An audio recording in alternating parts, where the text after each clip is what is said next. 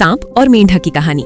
एक शांत और सुंदर झील थी जिसके चारों ओर हरे भरे पेड़, खिले हुए कमल और ठंडी हवा का सुनहरा माहौल था। उस झील में कई मेंढक रहते थे जिनका अपना एक राजा भी था। सभी मेंढक खुशी खुशी अपना जीवन जी रहे थे।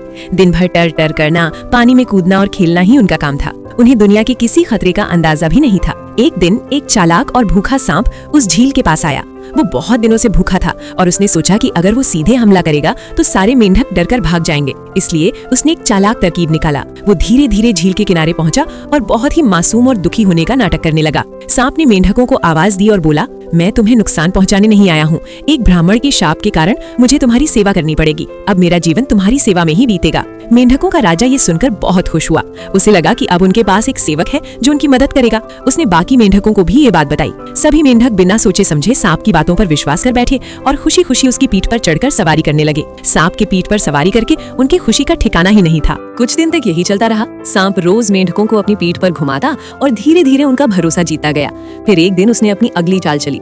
वो उदास होकर बोला, मेरे पास खाने के लिए कुछ भी नहीं है। मैं बहुत कमजोर हो गया हूँ। अब मैं ठीक से चल भी नहीं पा रहा हूँ। मेंढकों का राजा, जो पहले ही सांप पर पूरी तरह भरोसा कर चुका था, बोला, तुम हमारी सेवा करते हो इसलिए तुम्हें भूखा नहीं रहना चाहिए। तुम अपनी पूंछ के पास बैठे सबसे छोटे मेंढक को खा सकते हो। सांप को तो यही मौका चाहिए था। उसने तुरंत सबसे छोटे मेंढक को खा लिया। बाकी मेंढकों को थोड़ा डर तो लगा, लेकिन उन्होंने सोचा कि ये तो सिर्फ एक बार की बात है। लेकिन ये सिलसिला यही नहीं रुका। हर दिन सांप वही बहाना बनाता और मेंढकों का राजा खुद उसे किसी न किसी मेंढक को खाने की अनुमति देता। धीरे धीरे सांप एक एक करके सारे मेंढकों को खाता गया। झील का खुशहाल माहौल अब डर और सन्नाटे में बदल गया था, लेकिन तब तक बहुत देर हो चुकी थी। आखिरकार एक दिन ऐसा आया जब केवल मेंढकों का राजा ही बचा था। उसे अब अपनी गलती का एहसास होने लगा, लेकिन वो कुछ कर नहीं सकता था। फिर भी अपनी मूर्खता में उसने एक बार फिर वही बात दोहराई, तुम अपनी पूंछ के पास बैठे किसी मेंढक को खा सकते हो। सांप मुस्कुराया और बोला, अब यहाँ और कोई मेंढक नहीं बचा सिवाय तुम्हारे।